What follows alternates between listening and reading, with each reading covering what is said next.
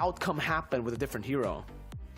Yeah, personally, I don't really like this carry being showed off this early on. I feel like, if anything, a Melissa just to kind of tell you, hey, Blue, it's not going to be easy to get on top of me. If you decide to go for Artillery Mage, we can at least start looking for things like Grok and then start thinking about Arlott some other time, right?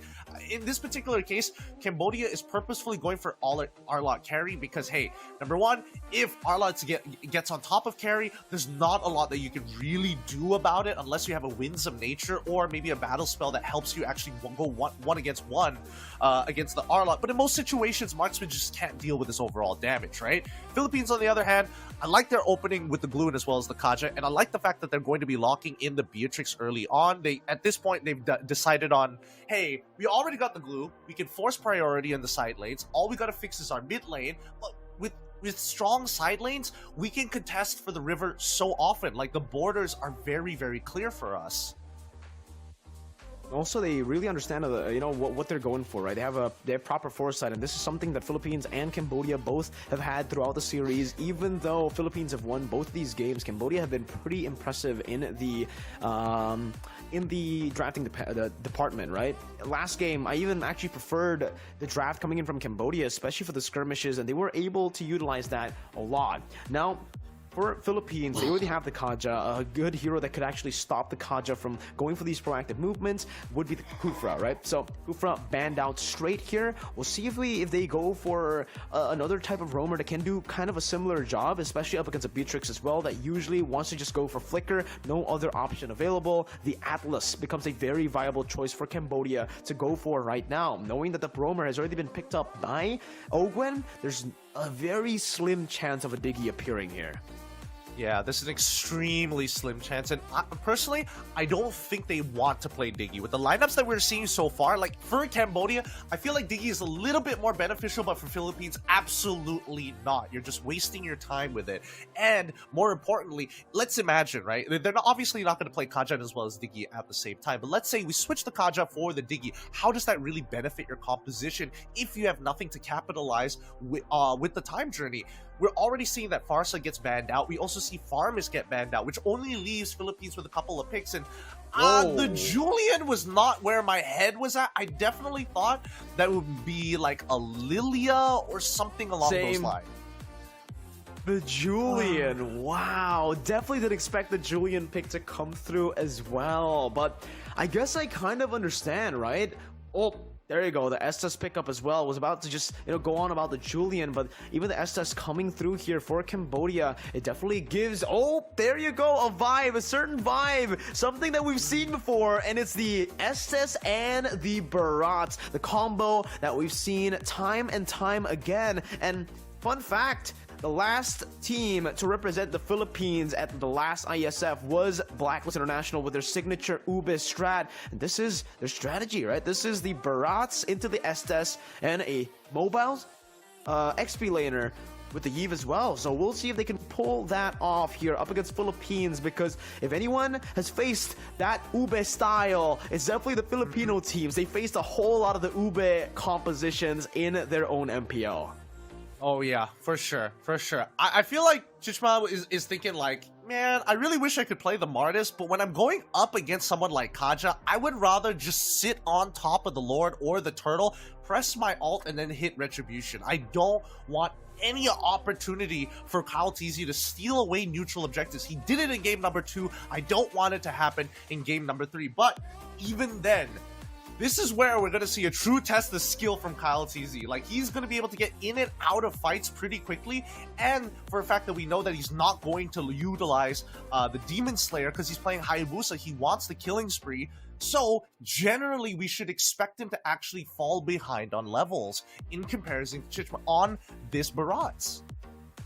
Exactly, and that's why I'm not too big of a fan of the Hayabusa pick, but then you tell me that it's Kaltizi on it, then okay, maybe we'll give him some leeway, right? The plays he's been able to create in the last 2 games have been absolutely magical, so we'll see if he can make those magical plays happen again here with a composition that's built to counter the assassins. Ladies and gentlemen, game number 3. Cambodia with a chance to equalize, starting with their first game. Or will it be Philippines who just takes a clean sweep?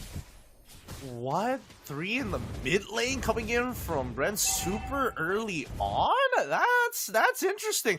They wanna make sure that Few is able to hit level 2 super quick, but they don't want to risk actually proxying the wave. What an interesting way to play level 1. It's very, very interesting, right? I mean, again, the killing pressure is definitely what you want to try to utilize here as the Julian. Ogun already opening it up right now. Who gets it? It's actually Kyle Teasy, I believe, who takes it there. Or one of the Filipino members was able to actually take it. It should just be Kyle Teasy who took it with the Retribution earlier. Now, enhanced chain as well. CCAT already chunked really low. And that level 2, quick level 2 really has there's a lot of benefits to it as a Julian. Maybe if you're on a Eve, you don't want to do this, but on a Julian, getting level 3, you have all your abilities up, right? So again, that power spike comes in super early, and that's what they were doing so that he can actually have more pressure in lane. Yep, clear up these waves immediately. You're looking for Estes. He is free food for you. If you get his flicker out, you know he's not gonna. If he recalls early, he's not gonna hit level 4 in time for the neutral objective. And I think that's what the Philippines are looking for, but there's so much denial of information, right? Like, Cambodia also recognized that this could be a weak point, so they're purposefully not showing D7's face anytime soon, but they will meet in the mid lane right now. Again, you can already see the pressure placed on by Few. Already a lot of damage right now. Chama has joined in the fray, and the final slash brings them back. Ogwen and Few both the flicker. Few, though, running to the wrong side of the map. This may just be a kill over to Cambodia. Few still able to use the enhanced sword. Will it be? Nope, it's not going to be an execute. It will be first blood, but luckily for Few, it is only on to D7, the Estes. Yeah, but that does mean that D7, he didn't use his flicker at all. And I like the call coming in to Philippines. It's like, guys, we botched it. We're not going to do it. We're not going to touch this neutral objective. Just posture for it. I'm a steal their camps. The longer they waste just dancing around the turtle, the better it is for us, guys. Let's just chill. They put a lot of pressure, though, down below as well. Not just with the invade here, but unfortunately for Team Philippines, it was a very good clear from Fury. Well played there. Just clears it out, never letting the wave build up. And Super Chaman notices that as well. Notices that the Hayabusa is not here. He needs to try to go for some steals by himself as well. And here, he will be able to claim the Lethal Wanderer as well. But Kyle Teasy has a level lead now, jumping in onto D7 with the Shadow Kill as well. Good flicker out, but Kyle falls through with the Quad Shadow, now caught, and it's almost going to be a kill over. CCAT finds it. Kyle Teasy is down. Few forced to use the enhanced sword, and Cambodia right now have Philippines' number. Dang, call the man CCAT, change his name to C-Bat because that was sexy, man. Whoo! He made sure that it covered the entire stretch. He made sure that it was angled in a way, predicting the movements of Kyle Teasy and making sure that he gets burnt down. Oh, Super Marco. Oh! Oh, speaking of CCAT, right there, the Divine Judgment is actually going to be able to give Super Chama the range to actually use that Retribution to take him down. And now the carry's going to have a lot to say in that shield turret down below. Few just trying to stop Chama from the rotations. But Cambodia are doing really, really good in the early game, just like game number 2. Yeah, hopefully we do see that Cambodia is able to maintain this lead, and I think that's been quite the struggle considering the crazy plays that the Philippines have been pulling off so far. Like, they are willing to go 2v3 if they get a pick and escape if it means victory in this game. Absolutely, man. You know, the early game says a lot. Like we mentioned, it is going to be building up. Oh, final slash there, dodged away from by Flap Teasy. A little bit of a skill use there, mistap. Ogwen looking for that pickoff as well. Unfortunately for him, he doesn't have the Divine Judgment. It's just up now. A little bit of a, bad timing there, but it's all good. Philippines can just rotate over again to the turtle, this time with a man advantage, knowing that Eve is down below. They capitalize instantly, just jumping in, collapsing onto Super Chama, but he's super tanky here on the Barats. Has used the Death Toucher's Welcome right now. The split comes down, forcing the Shadow Kill to come through right now. It should just be Kyle Teasy who takes away the neutral objective, but will fall for the second time in this game as the Hayabusa. Oh, that's so unlucky here. They know for a fact that glue can pull you out of the way, but without your marksman nearby to actually help you chunk down the Lord, the timing is just so off. The health of the turtle staying so healthy for so long out of retribution range. And Super Chima, I feel like he got cheated out of that neutral. Definitely, man. That Super Chima was brought out. Oh, phew, just barely getting off flickering as well.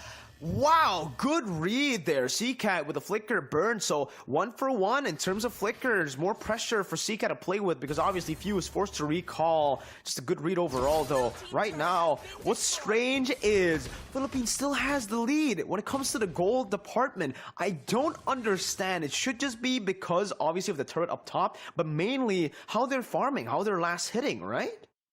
Well, let's keep in mind that every time a neutral objective actually happens, we see that Kyle TZ actually goes for a slight invade, sees what camps that he wants to take, knowing that it's going to be difficult to fight for it, so you might as well get some gold on the side.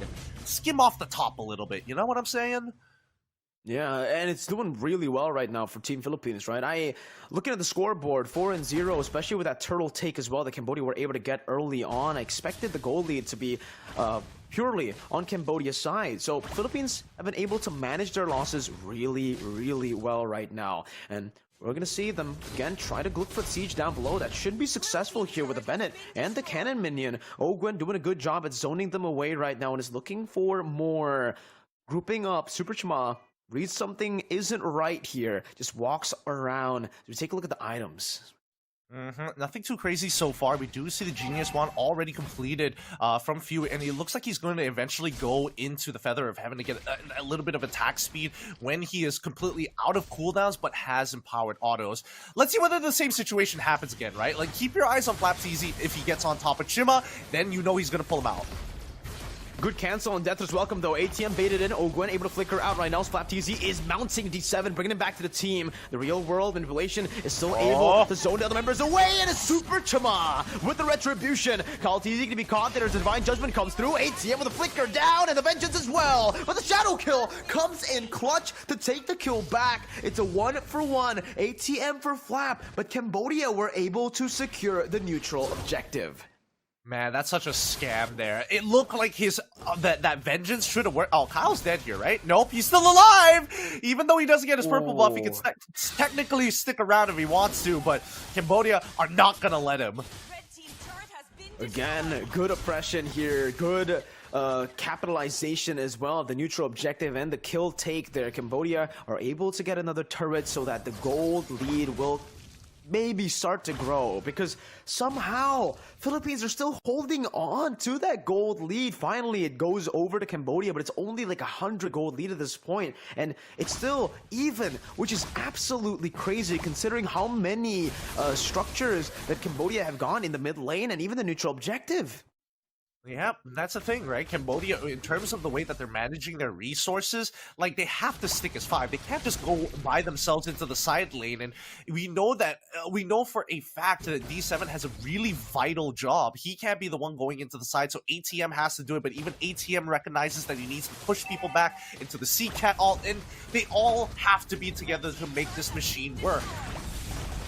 Okay, real world inflation coming down, but Bennett's rage as well. Ogwen able to find a Divine Judgment onto ATM to stop the CC from happening. You think that maybe you want to use the Divine Judgment on the Yi, but in that particular position, it would have been really good to go for the Arlet. Now even a dodge away with the enhanced sword over to Deathless Welcome as FlapTZ mounts Super Chima. They're able to take him out, and Super Marco picks it up, gonna be able to take another turret as well. Meanwhile though, Cambodia do not stand idly by. They also get a turret down below.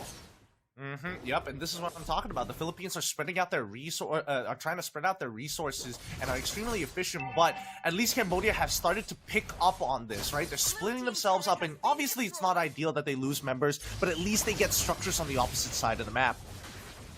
Okay, FlapTZ once again in the front right there, popping a split, buying a lot of time. No Super Chima. This is a very risky attempt to steal. And Philippines read that out, just instantly bursts out the Lord, backs away, no team fight, no overcommitment here.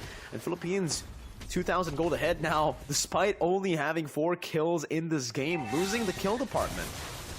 Yep, and Kyle right now, he's kind of huge. He's been maintaining this level lead over Chima the entire game. The early game, they were dead even, and we saw that Super Chima was able to get at least one level, and then he dies, and from then on, he's just been struggling.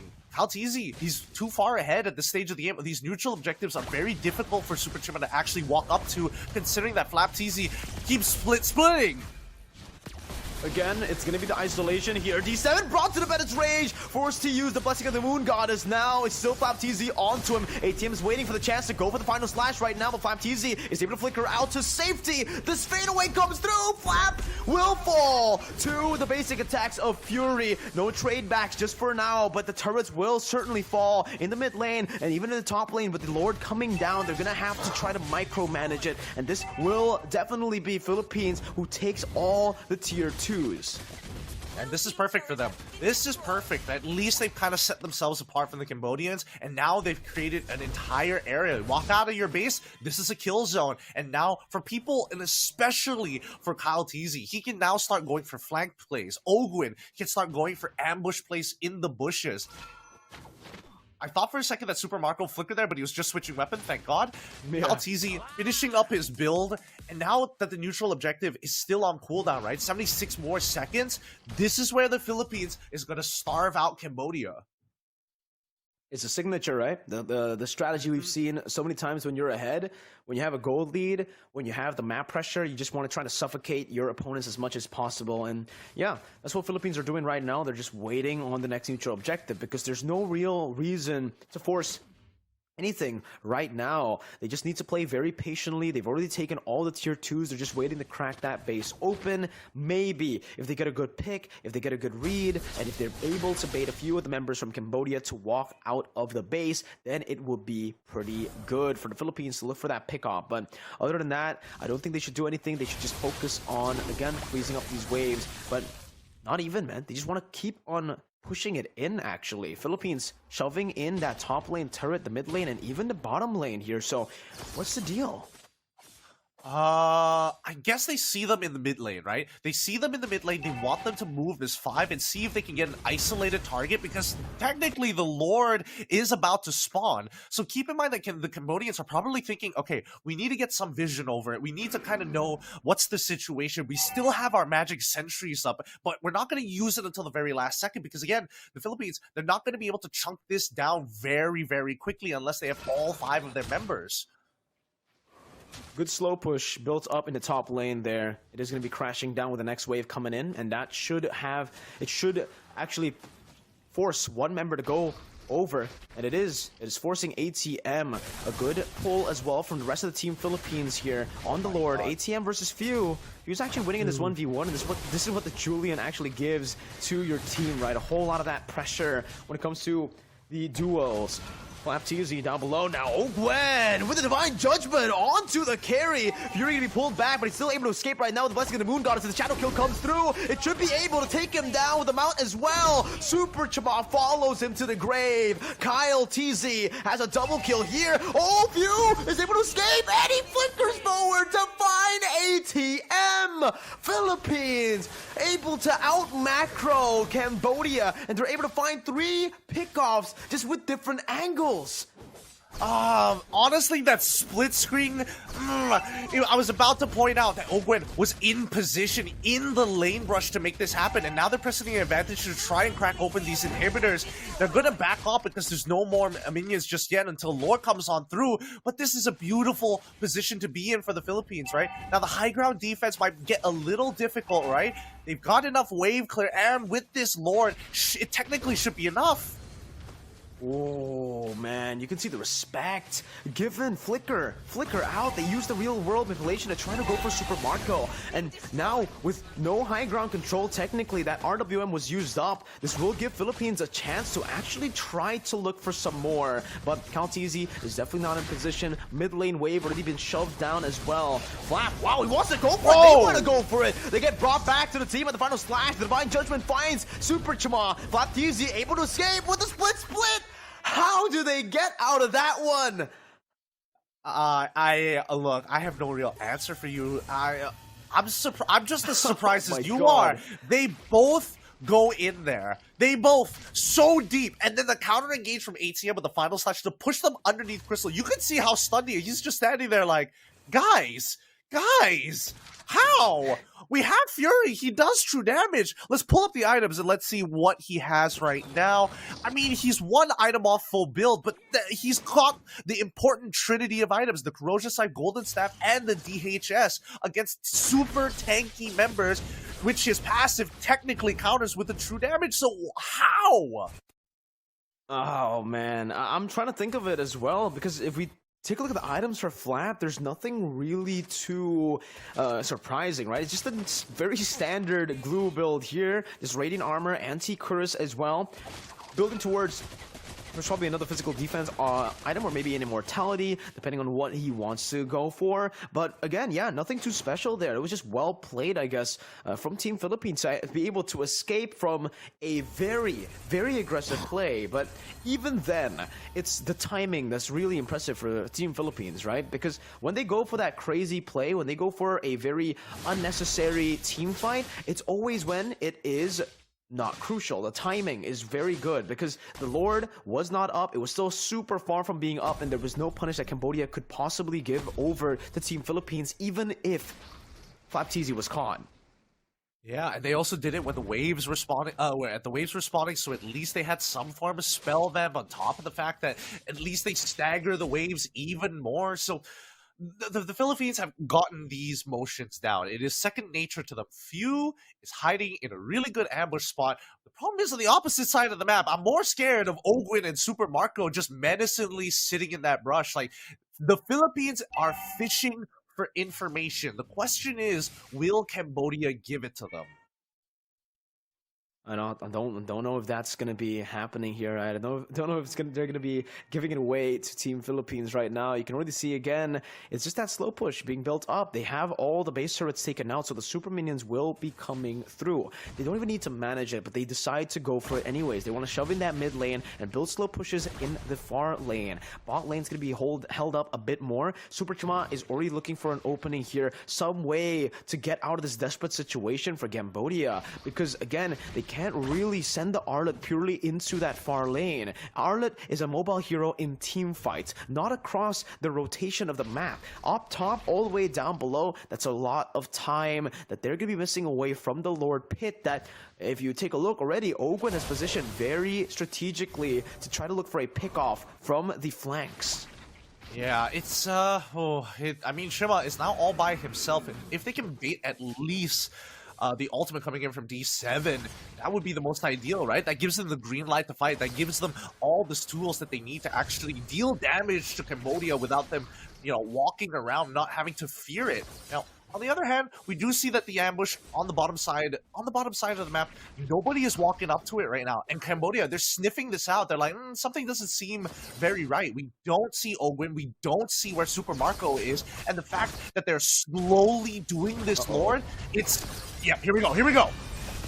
There it is, Ogwin now with Divine Judgment, Bennett's Rage as well onto D7 with the Beater's Passion. D7 gonna be caught low, still even regen. Super Marco finds the kill on the Super Schma as a Shadow Kill takes D7 down. That's the Immortality pot for D7 and Fury. Few now limited damage, he does magic, so the Wind of Nature does nothing. It's a double kill, and the Immortality is the only thing that Cambodia can take from Philippines. A wipeout in the 19th minute of the game. Philippines are able to outsmart Cambodia to take a 3-0 clean sweep.